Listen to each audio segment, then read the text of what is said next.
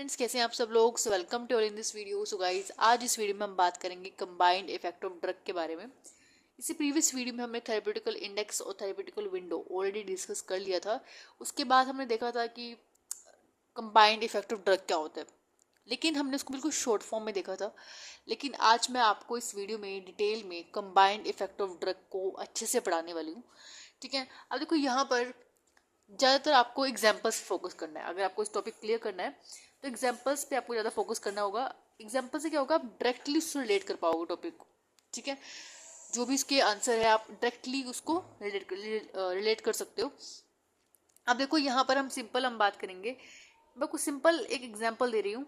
Combination में क्या होता है, कॉम्बिनेशन बेसिकली देखो, कॉम्बिनेशन सिंपल समझ आ रहा है। जब दो और दो से ज़्यादा ड्रग आपस में मिलकर एक रिजल्ट देती हैं, चाहे वो रिजल्ट ज़्यादा अमाउंट में आ रहा है, चाहे वो रिजल्ट जो है वो डिक्रीजिंग अमाउंट में आ रहा है, वो इंक्रीजिंग भी हो सकता है, डिक्रीजिंग भी हो सकता है।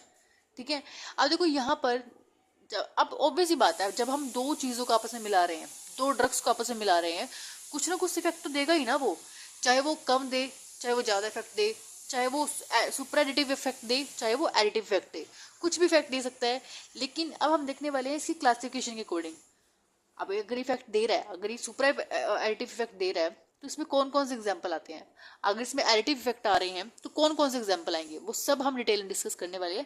अब देखो, अगर आपने देखा भी होगा, आजकल बहुत ज़्यादा बहुत ही पॉपुलर मेडिसिन है लीवोडोपा और कार्बिडोपा, पार्किंसन में इस्तेमाल होती है। ठीक है, ये इसका जो मैकेनिज्म है ना, ये आपको मैं तभी पढ़ाऊंगी जब आप पार्किंसन के बारे में पढ़ेंगे। ठीक है, उसके बाद एक एंटी हाइपरटेंसिव ड्रग्स होती है जिसको हम एम्लोडिपिन और एटिनोलोल, इसकी भी बहुत ज़्यादा कंबाइंड एक तरह से फॉर्म चलती है हाइपरटेंसिव के लिए। अब देखो यहाँ पर मैं सिंपल आपसे शुरू करने वाली हूँ। कॉम्बिनेशन क्या होता है, देखो इसका मीनिंग क्या हुआ, कंबाइंड इफेक्ट ऑफ ड्रग, यानी जब हमने दो ड्रग्स को आपस में मिलाया तो इनका कॉम्बिनेशन होने के बाद क्या इफेक्ट आया, क्या रिजल्ट आया। अब वो इंक्रीजिंग में भी हो सकता है और डिक्रीजिंग में भी हो सकता है। अब हम बात करते हैं सिनर्जिज्म क्या होता है। सिनर्जिज्म मीन्स, देखो सिंपल सी बात है, सिनर्जिज्म को दो टाइप्स आगे आप इसकी क्लासीफाई कर सकते हो। फर्स्ट है एडिटिव और दूसरा क्या है, सुप्रा एडिटिव। अब इन दोनों में थोड़ा सा आपको डिफरेंस बताने वाली हूँ। अब सबसे पहले तो ये चीज़ देखो कि सिनर्जिज्म क्या होता है। अब जब भी हम दो ड्रग को आपस में मिलाते हैं, जैसे फॉर एग्जांपल, अब मान लो आपके पास ए ड्रग है और प्लस बी ड्रग है। ठीक है, ए ड्रग और बी ड्रग है। जब आप इन ड्रग को आपस में मिला रहे हो, आप इन दोनों को आपस में मिला रहे हो, तो आपका या तो इफेक्ट कैसा आएगा, इंक्रीजिंग आएगा, या तो इंक्रीज होगा इफेक्ट इन दोनों को मिला के, या डिक्रीज होगा। दोनों में से एक ही होगा। अब ऑब्वियस ही बात है। अब अगर इंक्रीज हो रहा है, अगर आप इन दोनों को मिलाकर ऐसा इफेक्ट आ रहा है जो बहुत अच्छा इफेक्ट आ रहा है, एडिटिव इफेक्ट आ रहा है, सुपर एडिटिव इफेक्ट आ रहा है, तो उसको हम बोलते हैं सिनर्जिज्म। ठीक है, जिसमें ये सिनर्जिज्म। ठीक है, और इसका अपोजिट क्या होता है, अगर मान लो इफेक्ट जो है इसका उल्टा आ रहा है, कम आ रहा है इफेक्ट, तो इसका इफेक्ट अपोजिट आएगा, एंटागोनिज्म इसको हम बोलते हैं। अगर इफेक्ट ज्यादा आएगा तो सिनर्जिज्म बोलेंगे, अगर इफेक्ट कम आ रहा है तो उसको हम एंटागोनिज्म बोलेंगे। तो एंटागोनिज्म के भी आगे क्लासिफिकेशन होती है, उसको हम डिटेल में डिस्कस करने वाले हैं। तो सबसे पहले आज हम बात करेंगे सिनर्जिज्म की। तो सिनर्जिज्म में क्या होता है, जब भी हमारे पास ड्रग आपस में मिलती है तो इंक्रीज ही होते हैं, उसका इफेक्ट जो भी है इंक्रीज ही होगा। ठीक है, तो यहाँ पर एडिटिव में क्या होगा, 1+1, तो यहाँ पर इन दोनों को मिलाने से क्या होगा, 2 आ रहा है, यानी इनका इफेक्ट बड़ा है। ऐसा नहीं कि, अब देखो ऑब्वियस ही बात है, 1+1 2 ही होता है, लेकिन इससे ऊपर भी होता है। जैसे अगर हम 1+1 करेंगे तो 3 भी आता है। इट मीन्स कि उसकी वो पोटेंशियल है, इसको हम एक तरह से बोल सकते हो, इसको हम पोटेंशिएशन भी बोल देते हैं। ठीक है, अब यहाँ पर सिंपल क्या होता है, देखो यहाँ पे सिर्फ एग्जाम्पल के लिए दिया गया है 1+1 की, अगर आप दो ड्रग को मिलाते हो तो आपस में इफेक्ट आएगा ही आएगा। ठीक है, ऐसा नहीं कि इफेक्ट गिरेगा, इफेक्ट बढ़ रहा है। जैसे अगर मान लो कि अगर आप अकेले काम कर रहे थे, ठीक है, अगर मैं आपको एक और इंसान के साथ इंसान को अगर आपके साथ लगा दूं, तो क्या होगा, आपका काम और ईजी हो जाएगा। ठीक है, आप अच्छे से काम कर सकते हो। तो यहाँ पे भी क्या होता है कि अगर ए और बी आपस में मिल जाते हैं तो यहाँ पे अच्छे इफेक्ट आता है, डबल इफेक्ट आता है। और मान लो अगर इसका मैं अपोजिट देखूँ, एंटागोनिज्म में, मान लो ए और बी, ये दो पर्सन थे, ये आपस में मिले, लेकिन इनका इफेक्ट क्या आ रहा है, मान लो ये दोनों आपस में नमूने थे बिल्कुल, आपस में कोई काम ना करते नहीं थे कोई भी काम। तो यहाँ पर क्या हुआ कि अगर आप ये दोनों आपस में मिल भी जाएंगे ना, तो इनका इफेक्ट फिर भी जीरो ही आएगा, क्योंकि ना इसको कुछ आता है ना इसको कुछ आता है, ठीक है, ना ये कुछ करना चाहता है ना ये कुछ करना चाहता है, तो ऑब्वियस बात है इनका इफेक्ट नीचे ही आएगा। होते हैं ना कुछ ऐसे बच्चे भी होते हैं। और अगर मैं ए और बी ऐसी भी ड्रग, दो भी ऐसी ड्रग भी हैं जो आपस में अच्छे इफेक्ट शो करती हैं, आपस में बेटर, अगर वो इंडिविजुअल भी देखें तो वो भी अच्छे इफेक्ट काम करती है। लेकिन अगर हम दोनों को डबल मिला देंगे, अगर ये दोनों एक ही टीम में हो जाए, तब क्या होगा, तब भी ये अच्छे इफेक्ट ही दिखाएंगे, अपना डबल इफेक्ट ही दिखाएंगे। ऐसा नहीं कि अपना ये जो ये फंक्शन है और इससे अच्छे इफेक्ट भी दिखा सकते हैं। अगर ये थोड़ा सा मतलब नॉर्मल इफेक्ट दिखा रहे हैं तो उसको हम बोल देते हैं एडिटिव। अगर इसको थोड़ा और अच्छे इफेक्ट दिखा रहे हैं तो उसको हम बोल देते हैं सुप्रा एडिटिव, ठीक है। तो यही दोनों में फर्क है, वो थोड़ा इफेक्ट का ही असर आ रहा है। अब देखो क्या होता है, मैं सबसे बेटर है आपको एग्जांपल बताती हूँ मैं आपको, ठीक है। जैसे एस्प्रिन और पैरासिटामोल है। अब मान लो किसी को बुखार भी है और किसी को दर्द भी है, तो वो अलग अलग मेडिसिन थोड़ा ना लेगा। आप बुखार के दर्द के लिए एक ही मेडिसिन लेते हो, एस्प्रिन और पैरासिटामोल एक ही कॉम्बिनेशन में आती है, ठीक है। अलग अलग भी आती है लेकिन वो रिक्वायरमेंट के अकॉर्डिंग होती है। अगर आप मोस्ट ऑफ टाइम क्या होता है, एस्प्रिन और पैरासिटामोल आप देखोगे तो वो ऐसे कॉम्बिनेशन में आती है। तो यहाँ पे इफेक्ट एनाल्जेसिक भी आ रहा है और एंटीपायरेटिक भी आ रहा है, ठीक है। एंटीपायरेटिक जो जो बुखार के लिए होता है। अब हम बात करते हैं, जैसे एग्जांपल है हमारे पास हाइपरटेंसिव का, एंटी हाइपरटेंसिव, यानी ऐसी मेडिसिन जो बीपी के लिए, बीपी को कंट्रोल करने में हेल्प करे।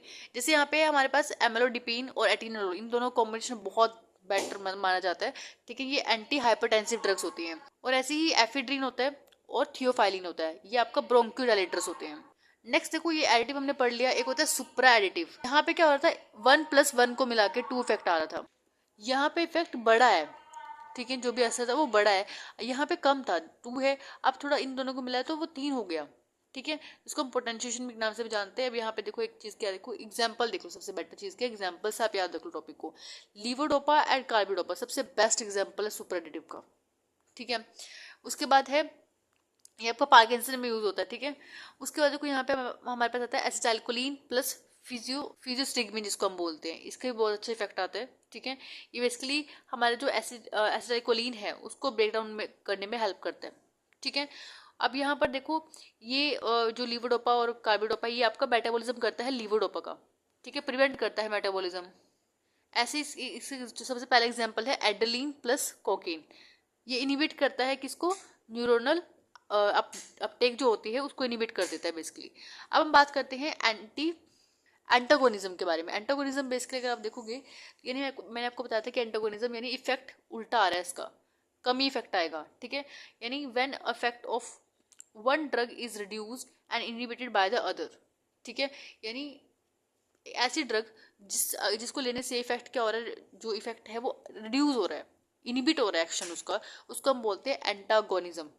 अब ये दो तरह, अभी बहुत सारी तरह का होता है, फिजिकल, केमिकल, फिजियोलॉजिकल और रिसेप्टर, ठीक है।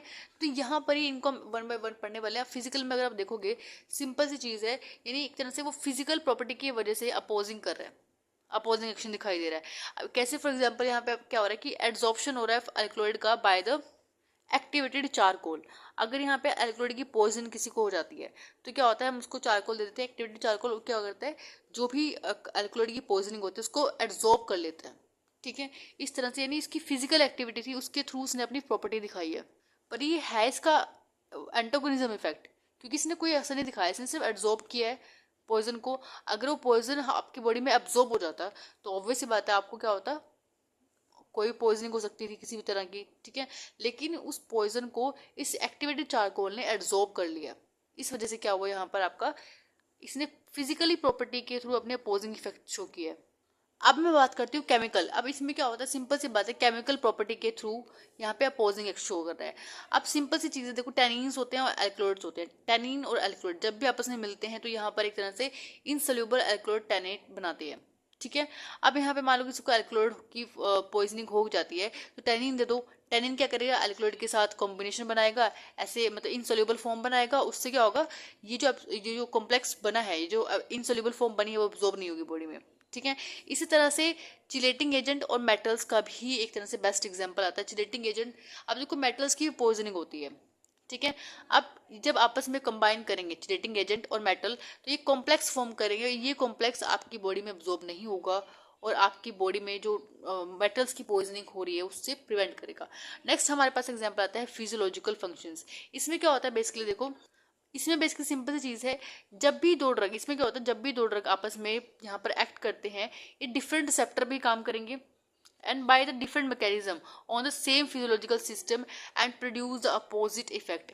यानी जिसका एक्शन है, जो उसका मतलब अगर आप देखोगे एक्ट कैसे करता है, डिफरेंट रिसेप्टर पे काम कर रहा है।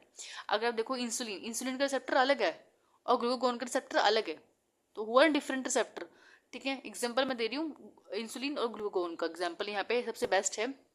अब इंसुलिन का रिसेप्टर जो है बेसिकली वो डिफरेंट होता है और ग्लूकागोन का अलग होता है। और इंसुलिन क्या करता है, ग्लूकोज के लेवल को ब्लड में कम करता है और ग्लूकागोन ग्लूकोज के लेवल को बढ़ाता है ब्लड के अंदर। ठीक है, अब देखो यहाँ पर क्या होता है, डिफरेंट मैकेनिज्म के थ्रू ये काम करते हैं। इंसुलिन अपना अलग मैकेनिज्म से काम करता है और ग्लूकागोन अपना अलग मैकेनिज्म से काम करता है। ठीक है, लेकिन क्या कर रहा है, ये अपोजिट एक्शन शो कर रहा है आपस में। अगर हमारी बॉडी में ग्लूकागोन बढ़ेगा तो ग्लूकोज का लेवल भी बढ़ेगा, लेकिन अगर इंसुलिन बढ़ेगा तो ग्लूकोज का लेवल ब्लड में कम हो जाएगा। तो ये अपोजिट आपस में एक्शन शो कर रहे हैं ना, इसका मतलब तो यही हुआ। अब ऐसे ही हमारे पास क्या होता है, एड्रेनलिन और हिस्टामिन। एड्रेनलिन बेसिकली अगर आप देखोगे तो ये आपका ब्रोंकियो डायलेटर है और हिस्टामिन जो है वो ब्रोंकियो कॉन्स्ट्रिक्टर है।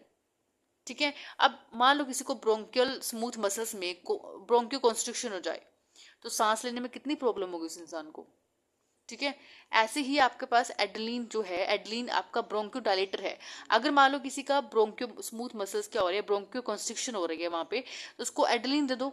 अस्थमा में क्या करते हैं हम, ब्रोंकियो डायलेटर ही देते हैं ना, जिससे क्या होता है उसको इंसान को जो जो ब्रोंकियल्स है उसकी वो रिलैक्स हो जाती हैं, डायलेट हो जाती है, जिससे उसकी ब्रीदिंग जो है ईजी हो जाता है उसको लेना।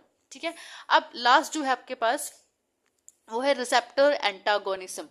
रिसेप्टर एंटागोनिज्म क्या होता है बेसिकली, इसमें जो भी एंटागोनिस्ट होते हैं वो बाइंड सेम ही रिसेप्टर बाइंड करते हैं, वो सेम ही रिसेप्टर बाइंड करेंगे, लेकिन आपका क्या होगा, एक गोनिज्म इफेक्ट दिखाएगा, ठीक है, गोनिस्टिक, और एक होता है इनिबिटिव इफेक्ट शो करेगा। अब देखो सिंपल सी चीज़ है, मान लो आपके पास मस्करेनिक रिसेप्टर है। ठीक है, मस्करेनिक रिसेप्टर, ओपियोइड रिसेप्टर लगा लो, कोई भी रिसेप्टर लगा लो, निकोटीन वगैरह कुछ भी रिसेप्टर। ठीक है, लेकिन अब देखो यहाँ पे मस्करेनिक का एग्जांपल दिया, मैं तो मस्करेनिक के हिसाब से आपको बता रही हूँ। अब मस्करेनिक रिसेप्टर यहाँ पे आपके पास, यहाँ पे आपको जो इफेक्ट है, अगर मस्करेनिक रिसेप्टर के ऊपर एट्रोपिन अगर बाइंड कर रहा है तो एंटागोनिज्म, यानी ये जो मस्करेनिक रिसेप्टर है ये ब्लॉक हो जाएगा। एक तरह से ब्लॉक नहीं, अपना काम ही नहीं शो करेगा, ये एंटागोनिज्म इफेक्ट शो करेगा।